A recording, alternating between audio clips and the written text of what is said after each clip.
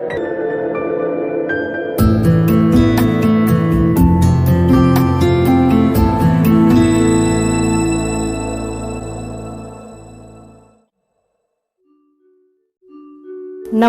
प्यारे बच्चों, आज का हमारा पाठ हम एक दोहे से प्रारंभ करते हैं। मथत मथत माखन रहे, दही मही बिल गाय, रहीमन सोई मीत है, भीर पड़े ठहराए। दही को बार बार मथने से दही और मक्खन अलग हो जाते हैं। रहीमदास जी कहते हैं कि सच्चा मित्र दुख आने पर तुरंत सहायता के लिए पहुंच जाता है। मित्रता की पहचान दुख में ही होती है। आज हम मित्र के चुनाव के विषय में पढ़ेंगे। मित्र बनाते समय हमें किन किन बातों से सतर्क रहना चाहिए। प्रस्तुत पाठ में लेखक ने पत्र के माध्यम से मानव जीवन में मित्रता के महत्व पर प्रकाश डाला है। मित्रता मनुष्य जीवन की आवश्यकता भी है और उसकी सहज प्रवृत्ति भी। सच्चा मित्र पथ प्रदर्शक होता है और अच्छे व महान कार्यों के लिए प्रेरित भी करता है, अर्थात हमें प्रेरणा देता है।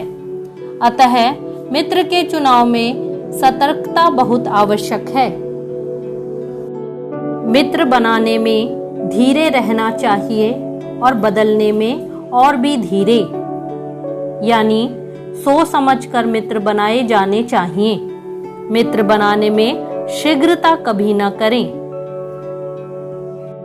यह पाठ एक पिता ने अपने पुत्र को मित्र के चुनाव में सावधानी रखने के लिए लिखा है। मेरे प्यारे बेटे, एक कहावत है कि तुम मुझे अपने दोस्तों के नाम बताओ तो मैं तुम्हें बताऊंगा कि तुम कैसे आदमी हो। दुनिया में हर जगह बुरे दोस्त बनाने वाला भी बुरा ही समझा जाता है। यह भी समझा जाता है कि जिसका दोस्त दुष्ट या धोखेबाज है वह भी जरूर कोई गलत काम करता होगा और दूसरों से छिपाता भी होगा। जाहिर है ऐसे लोगों को दोस्त बनाना खतरनाक है, पर उन्हें अपना दुश्मन बनाना भी कम खतरनाक नहीं है। चाहूंगा कि तुम ऐसे लोगों से बचो, पर ऐसा नहीं लगे कि तुम उन्हें काट रही हो। ऐसा लगेगा तो वे तुमसे नाराज होकर तुम्हें हानि पहुंचाएंगे। इनसे न झगड़ा करो और न ही दोस्ती। तटस्थ रहो, न प्रशंसा करो न बुराई। सही तरीका तो वही है जो संतों ने सुझाया है। बुराई से घृणा करो, बुरे से नहीं। सभी से अपने को बचाकर रखो, और वह भी ऐसे कि उन्हें लगे नहीं कि तुम उनसे बच रहे हो, नहीं तो तुम असामाजिक घोषित कर दिए जाओगे। पर खतरा बहुत अधिक सामाजिक हो जाने में भी है। जीवन में तुम्हें ऐसे लोग भी मिलेंगे जो बड़ी से बड़ी बातों पर भी चुप्पी साध लेते हैं, यानी जानते बूझते भी चुप रहते हैं। दूसरे वे हैं जो मामूली बातों का भी बतंगड़ बनाकर हल्ला मचाते हैं। इन दोनों प्रकारों से बचो। वे पाखंडी हैं, अर्थात ऐसे लोग जो छोटी छोटी बातों को भी बड़ा कर देते हैं। उनसे हमें बचकर रहना चाहिए। बात को आगे बढ़ाने से पहले यह समझ लो कि तुम्हारी आयु के अधिकतर बच्चे यही समझते हैं कि स्पष्टवादी होना एक अच्छी निशानी है। किसी को अपना मित्र बनाने से पहले, उसे इसके लिए समझने परखने से पहले, यदि तुम इतने स्पष्टवादी हो गए कि उनकी कमियों की आलोचना करने लगे, तो समझो दुनिया में कोई भी तुम्हारा मित्र नहीं बन पाएगा। साफ गोई है, परंतु बहुत सावधानी चाहिए। सच्ची दोस्ती की दुहाई देने वाले तुम्हें न जाने कितने ही मित्र मिलेंगे जो वास्तव में धूर्त और धोखेबाज होंगे। उन्हें पहचानना कठिन है, पर ऐसा भी नहीं कि तुम उन्हें भांप नहीं सकते। यह गुण हर व्यक्ति में होता है, तुम्हारे अंदर भी है। अचानक जोश में आ जाने या भाव विभोर हो जाने से ऐसे लोगों को सही गलत समझने की क्षमता नष्ट हो जाती है। सच्ची दोस्ती हृदय से उपजती है और हृदय ही उसे अनुभव भी करता है। इसलिए जब कोई यह कहे कि वह तुम्हारा सच्चा दोस्त है तो अचानक विश्वास ना करो। निर्णय का अधिकार अपने हृदय को दो, पर हृदय को बहने ना दो। उसे अपने विवेक की जकड़ में रखो। मित्र द्वारा ठगे जाने के किस्से अनगिनत हैं। कोई कहे कि मैं तुम्हारा दोस्त हूं और तुम उस पर तुरंत विश्वास कर लो तो धोखा खाओगे। ऐसी दोस्तियां जताने वाले बहुत मिलते हैं।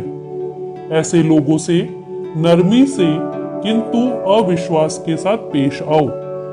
उन्हें ना अपने भरोसे में लो और न उन्हें अपनी कोई गोपनीय बात कहो। एक लड़का था, होगा कोई 12-13 साल का। स्कूल में उसे कोई दूसरा लड़का मिला। एक दूसरे को देखा, मन ही मन कुछ बातें हुई और दोनों दोस्त हो गए। यह उदाहरण एक ऐसी दोस्ती का है जो भावुकता पर आधारित है। यह सच्ची नहीं होती, क्षणभंगुर होती है। पहली नजर में ही दोस्ती हो जाने वाली बात बकवास है। पहली नजर क्या, जान पहचान कुछ आगे भी बढ़ जाए तो भी दोस्ती नहीं होती। सच्ची दोस्ती तो धीरे धीरे बढ़ती है, पेड़ की जड़ की गहराई जैसे, जो बढ़कर फैल जाती है। वह झरने की तरह नहीं होती कि अचानक फूट जाए और फिर कहीं जाकर विलीन हो जाए। एक प्रकार की दोस्ती और भी होती है। एक ही तरह के काम और एक ही तरह की दिलचस्पी रखने वालों के बीच। ऐसी दोस्ती में शुरू में तो काफी गर्मी होती है, पर धीरे धीरे वह ठंडी पड़ जाती है। जैसे चोर, ठगों और बदमाशों के बीच की दोस्ती। काम पूरा हुआ और एक दूसरे के जानी दुश्मन बन बैठे। ऐसी दोस्ती को दोस्ती नहीं, नैतिकता के खिलाफ षड्यंत्र समझो। यह दोस्ती नहीं, दंडनीय अपराध है। इसे मित्रों की टोली नहीं, बदमाशों का गिरोह समझो। याद रखो कि किसी खास वजह से साथ हो जाने वाले लोग मित्र नहीं, थोड़ी देर के साथी होते हैं। इस अंतर को समझो, वरना किसी स्वार्थी को मित्र मानकर कभी भी धोखा खा सकते हो। सच्चा दोस्त वही है जो इन सभी सीमाओं से ऊपर हो और तुम्हारे साथ काफी समय रहकर अपनी पूरी परीक्षा दे चुका हो। कहावत है कि दोस्ती अपने बराबर वालों से ही करनी चाहिए। इस कहावत को बस आधा सच मानो, बाकी आधा यह है कि दोस्ती अपने से बड़ों से ही करनी चाहिए। बड़ों का मतलब उनसे नहीं जो जन्म से बड़े हैं, बल्कि उनसे है जो अपने कार्य से बड़े हुए हैं, यानी अपने कार्यों के लिए जाने जाते हैं। उनसे मिलोगे, उनसे दोस्ती करोगे तो उनकी तरह ऊंचाइयों को भी छूने का प्रयास करोगे। जैसे तुम्हारे मित्र होंगे वैसे ही तुम होगे। बड़ों को पहचानना कठिन नहीं, वे दूर से ही बड़े नजर आते हैं। सारा समाज उन्हें जानता और मानता है। अच्छे लोगों की जांच किसी परखनली से नहीं होती। सामान्य समझदारी हो तो मालूम हो जाता है कि वे कौन हैं। मोटे तौर पर देखो कि उनका जन्म किस परिवार में हुआ है, उनके साथी कैसे हैं, उनकी आदतें कैसी है, उनका चरित्र कैसा है और समाज में उनका क्या स्थान है।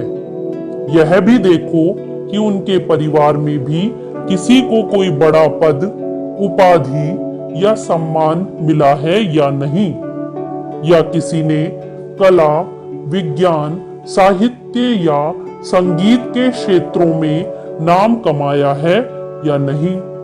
ऐसे लोगों से मिलो तो उनकी संगति कर सकते हो। और यह भी याद रखो कि आज संसार में अनेक ऐसे भी हैं जो बहुत खराब होते हुए भी चापलूसी और डिठाई के बल पर अच्छे लोगों में घुसे हुए हैं। अक्सर उनके ऊपर किसी बड़े आदमी की छत्र छाया भी होती है। राजनीति के क्षेत्र में आज यह बहुत हो रहा है। इससे घबराने की बात नहीं। भ्रष्ट और निकम्मे लोगों की कलई खुलते कितनी देर लगती है। अच्छे लोगों के व्यवहार और बातचीत की एक अपनी शैली और अपना तौर तरीका होता है। उनका अनुसरण कर वैसे ही बनोगे तो अपने को भी संवारोगे और उन लोगों के बीच भी एक सजावट पैदा करोगे जिनके साथ तुम उठते बैठते हो। अच्छी संगति का मापदंड एक अच्छे समाज में बनता है। अच्छों के साथ रहोगे तो अपने आप अच्छे बनोगे। हर व्यक्ति में अपने साथी की नकल करने और उसके जैसा बनने की प्रवृत्ति होती है। इसलिए यह भी जानना जरूरी है कि चरित्र के किन पहलुओं की नकल की जाए। मान लो कि तुम्हारा कोई गहरा दोस्त है जो शराबी और जुआरी आदि हो, पर सामाजिक दृष्टि से वह बड़ा अच्छा आदमी भी है। ईमानदारी से अपना काम करता हो, किसी को कोई हानि न पहुंचाता हो और सभी के साथ सभ्यता से पेश आता हो, तो क्या तुम उसका साथ इसलिए छोड़ दोगे कि वह शराब पीता है या जुआ खेलता है? नहीं, साथ मत छोड़ो, पर उसके अवगुणों की नकल न करो। कोई कवि या शायर बहुत बड़ा शराबी भी हो सकता है, उसमें कुछ और दुर्गुण भी हो सकते हैं, अक्सर होते भी हैं, पर हम उन्हें सिर्फ क्षमा करते हैं, भूलते नहीं। अच्छाई की नकल करो, उसके साथ जो कलंक है उसकी नहीं। याद रखो, बुराई सब में होती है, तुम्हारे में भी होगी, पर अपनी बुराई को दूसरों पर न ला दो। न दूसरों की बुराइयां लेकर अपनी बुराइयों की संख्या बढ़ाओ। आज यही समाप्त करता हूं। सस्नेह, तुम्हारा पिता, चेस्टरफील्ड। धन्यवाद।